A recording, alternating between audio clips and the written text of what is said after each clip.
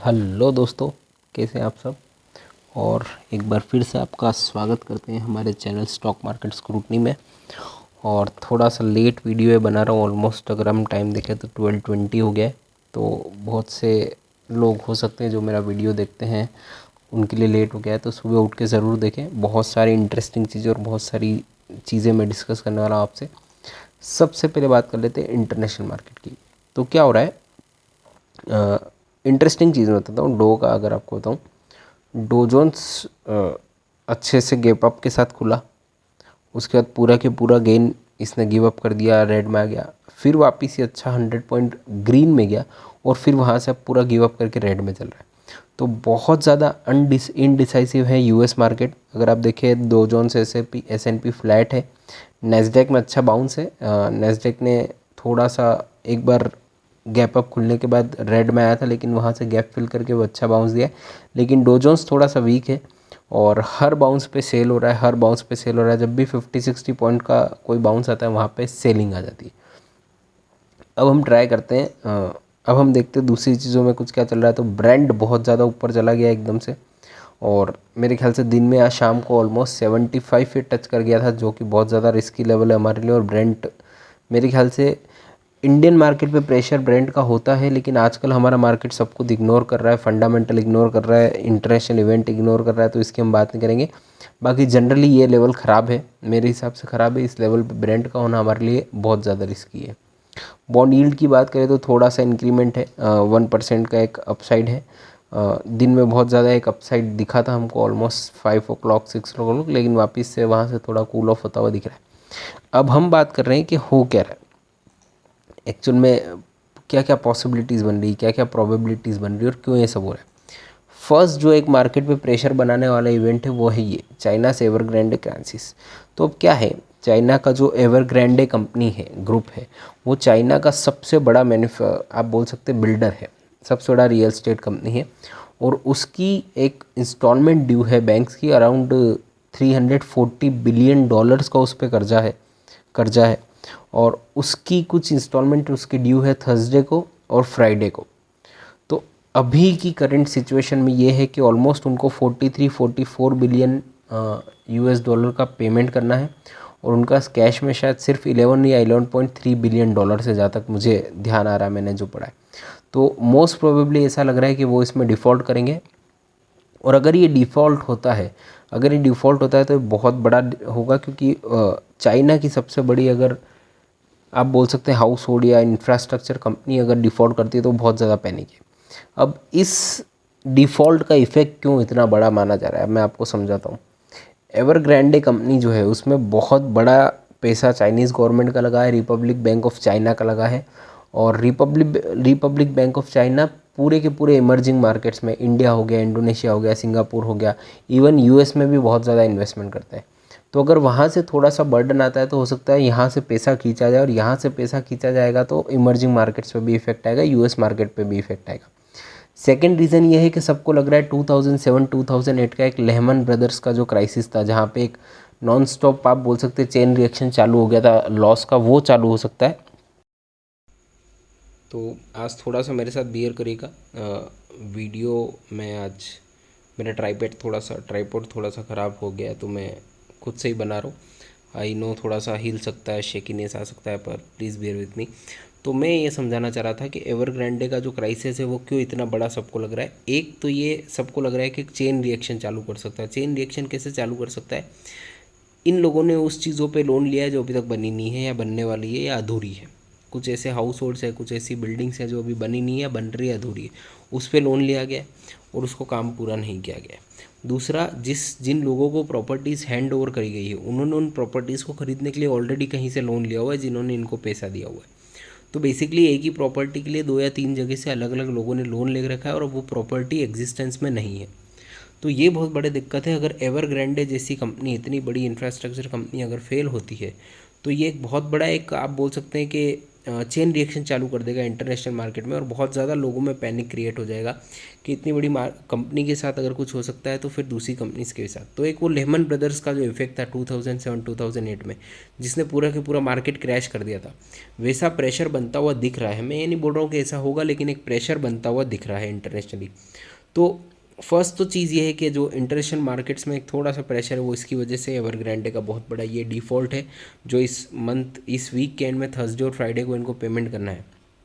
अगर वो ये पेमेंट नहीं कर पाए क्योंकि इनका कैश बहुत कम है और इनको पेमेंट बहुत ज़्यादा करना है, तो वो डिफ़ॉल्ट फिर सबके सामने आ ही जाएगा थर्सडे फ्राइडे को। तो वो एक बहुत बड़ा रीज़न हो सकता है मेरे ख्याल से मार्केट्स को नीचे डाउनग्रेड या खींचने के लिए। सेकंड, मुझे क्या लग रहा है कि अब कल चाइना मार्केट खुलने वाला है। चाइना मार्केट ऑलमोस्ट 2 दिन से बंद था, 2 दिन का वहाँ पे हॉलीडे था। तो कल किस तरीके से चाइना मार्केट खुलता है और इस पूरी चीज़ को चाइना मार्केट किस तरीके से लेता है, उसमें एशियन मार्केट बहुत ज़्यादा डिपेंड करेगा। हमारा एक इमर्जिंग मार्केट है एशियन मार्केट पूरा, और चाइना वहाँ पे बहुत बहुत से केसेस में लीड करता है। अगर चाइना में कल एक बहुत बड़ा फॉल आता है तो फिर हो सकता है कि हम भी इसको इग्नोर ना कर पाए।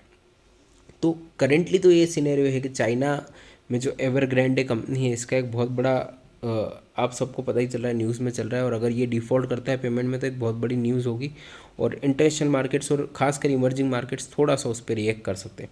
तो ये थी फर्स्ट चीज़ जो मैं आपको बताने वाला था जिससे प्रेशर बन सकता है। अब चलते हैं सेकेंड चीज़ पे। तो सेकेंड चीज़ मेरे पास है ये, फेड की मीटिंग है 21 और 22 सितंबर को यूएसए में।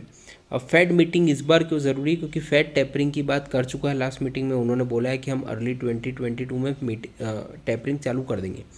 लोगों की एक्सपेक्टेशन ये है कि जो पर मंथ फेड ऑलमोस्ट, आप देखिए अगर मैं बताना चाहूँ आपको, $120 बिलियन का जो बॉन्ड परचेस करता है फेड, अगर उसमें टेपरिंग इन्होंने शुरू कर दी इसी साल से, तो वो इमर्जिंग मार्केट के लिए बहुत ज़्यादा रिस्की हो जाएगा। क्यों रिस्की हो जाएगा, मैं उसका रीज़न आपको बताता हूँ कि जो इजी मनी फ्लो हो रहा है फेड का यूएस मार्केट्स में और सारे के सारे बैंकिंग सेक्टर में, वो पूरा के पूरा इजी मनी वहाँ से रूट होके इमर्जिंग मार्केट्स में आता है। तो अगर यहाँ पे $120 बिलियन का इजी मनी रोका जाता है, अगर ये $120 बिलियन का इजी मनी का एक जो आउटफ्लो है फेड की तरफ से, उस पर थोड़ा सा कर्व करा जाता है, जो टेपरिंग जिसको बोलते हैं कि अब हम इसको रोक रहे हैं, तो उसका इमर्जिंग मार्केट पे बहुत ज़्यादा इम्पैक्ट पड़ेगा। स्पेशली हमारे मार्केट पे तो बहुत ज़्यादा इम्पैक्ट पड़ेगा, क्योंकि एफआईआईस एग्रेसिवली हमारे मार्केट में पिछले, आप देख लिए, कोविड के फॉल से लगातार बाइंग कर रहा है, और अगर ये टेपरिंग होता है तो सबसे पहले पैसा यहीं से खींचा जाएगा। तो इसलिए इतनी बड़ी न्यूज़ है क्योंकि जब भी टैपरिंग की बात हुई है आज से पहले भी, पास में अगर आप देखें 2007-8 में, 2003 में, जब भी टैपरिंग की बात हुई है तो इमर्जिंग मार्केट्स ने बहुत जल्दी गिव अप किया, बहुत जल्दी वहाँ से पैसा खींचा गया। तो ये इंपॉर्टेंट है। प्लस जो लेवल है अभी बाइंग का $120 बिलियन का पर मंथ ये बाइंग हो रही है, अगर इसको रोका जाता है तो आप देखिए बहुत सारा जो इजी मनी मार्केट में है अभी, आप देखिए आजकल जो मार्केट में है वो लिक्विडिटी किंग है। आप फंडामेंटल को फॉलो नहीं कर रहे हैं, आप चार्ट एनालिसिस को फॉलो नहीं कर रहे हैं। मेरे हिसाब से कैंडल स्टिक पैटर्न की जो बुक है उसको तो फाड़ के फेंक देना चाहिए। मैं आपको प्रूव करूंगा क्यों, क्योंकि मार्केट्स किसी भी चीज़ को फॉलो नहीं कर रहा है। मतलब एनालिस्ट अपना एनालिसिस किस चीज़ से करेगा, आप कुछ भी फॉलो नहीं करें। तो ये लिक्विडिटी किंग है, अगर लिक्विडिटी मार्केट से बाहर जाती है तो फिर बहुत ज़्यादा दिक्कत मार्केट को यहाँ पर हो सकती है। तो मेरे हिसाब से इस वीक में ये दो चीज़ें बहुत इंपॉर्टेंट है, एक तो एवरग्रांडे का डिफ़ॉल्ट और सेकंड फेड मीटिंग। मैं पूरी अपनी नज़रें, पूरा अपना फोकस इसी पे करूँगा, टेलीग्राम चैनल्स पे अपडेट करता रहूँगा और इसके हिसाब से ही मैं ट्रेड करूँगा। अब बात कर रहे थे आज की, तो आज निफ्टी ने एक अच्छा बाउंस दिया। अगर आप बात करें तो हमारे जोन से बाहर है, और हमारे जोन से बाहर है मतलब मेरे हिसाब से बुलिश होना चाहिए। 450 के ऊपर क्लोजिंग दी तो बहुत ही अच्छा एक रेड कैंडल, ग्रीन कैंडल बनाया। अब मैं आपको बताता हूँ कि मैं ऐसा क्यों बोल रहा हूँ कि मुझे अब चार्ट एनालिसिस करने में मज़ा नहीं आ रहा है। आप ये देखिए, ये जो है ये एक इन्वर्टेड हैमर है, एक बियरिश साइन है। यहाँ पे आपको हाई लेवल पे अच्छी खासी सेलिंग मिली है और आप लोअर लेवल पे क्लोज हुए, ठीक है, ये बियरिश साइन है। अगर कोई भी आदमी इसको देखेगा तो बोलेगा वीकनेस है। अगले दिन आप देखिए, अगले दिन एक ग्रीन हैमर बन रहा है, इन्वर्टेड हैमर है ये भी, लेकिन बुलिश साइन है। तो यहाँ पे नीचे के लेवल पे बहुत अच्छी बाइंग हुई है और हमने ग्रीन में से क्लोजिंग दी है। सेम चीज़ बैंक निफ्टी में है। बैंक निफ्टी में आप देखिए एक इन्वर्टेड हैमर है, रेड अच्छा खासा कैंडल है, लेकिन उसके बाद लोअर लेवल से बहुत ही सॉलिड वापस से बाइंग आ जाती है। तो बेसिकली अभी हो क्या रहा है कि कैंडल स्टिक पैटर्न पे मेरा थोड़ा सा ट्रस्ट बिगड़ रहा है। क्यों बिगड़ रहा है, क्योंकि फंडामेंटल्स को मार्केट्स टोटली इग्नोर कर रहे हैं, टोटली इग्नोर कर रहे हैं।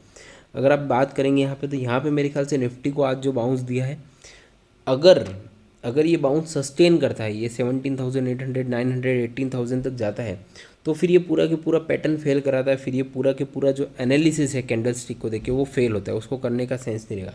लेकिन अगर कल हम वापस से गिनने लगते हैं, तो फिर ये शॉर्ट स्नेक, जो बियर्स ने एक ट्रैप बनाया है लॉन्ग्स के लिए, वो बहुत ही सॉलिड ट्रैप है। और जनरली बियर्स ऐसा बहुत सी बार करते हैं कि एक दिन मार्केट गिरा के देखते हैं, उसकी डेप्थ देखते हैं कहाँ तक, और उसके नेक्स्ट डे बाउंस देके फिर एक बड़ा फॉल लेके आते हैं। तो मैं अभी भी मार्केट में पॉजिटिव नहीं हूँ, मुझे अभी भी मार्केट में ट्रेड करना रिस्की लग रहा है। उसके 3 रीज़न हैं।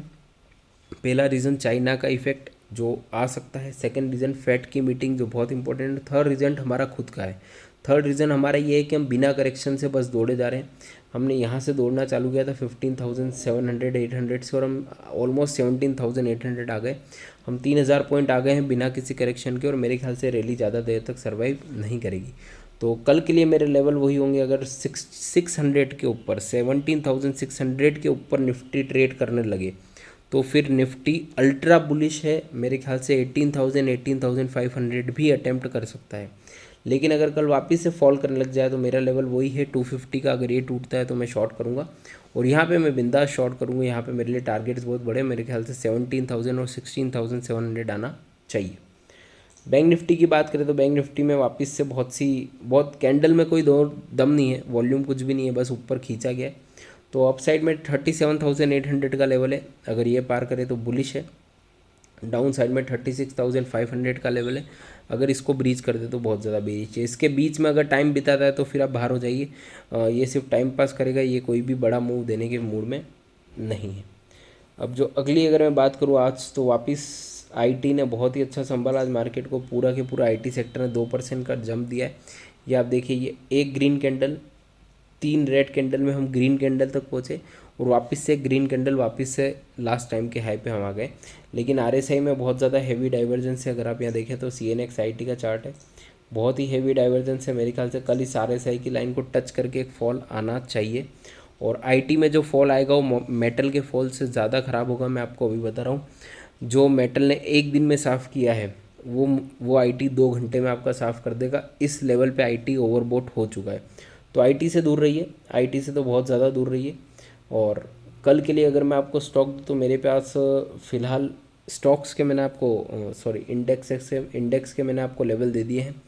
और अगर मैं बात करूँ तो कोटक ने बहुत अच्छा मूव दिया आज वापस से, लेकिन थोड़ा सा एक डोजी बनाया। मेरे लिए इंपॉर्टेंट लेवल है 1995 का, अगर ये तोड़ता है तो फिर बहुत ज़्यादा बियरिश है, और एक अच्छा डाउन साइड का मूव दे सकता है। अप साइड में अगर ये मेरे हिसाब से 2030 2035 तोड़ता है, तो फिर एक अपसाइड इसमें भी आ सकता है। तो कोटक पे ध्यान रखिए, कल मेरा ध्यान कोटक पे रहेगा स्पेशली, ये किस तरीके से बिहेव करता है, उस हिसाब से बैंक निफ्टी का भी हम एक ट्रेड ग्रुप में डालेंगे। चलिए, तो सारे इंटरनेशनल इवेंट्स पे ध्यान रखिएगा, और आज के वीडियो में इतना ही। बस मिलते हैं कल एक नए वीडियो के साथ। जय हिंद, जय भारत।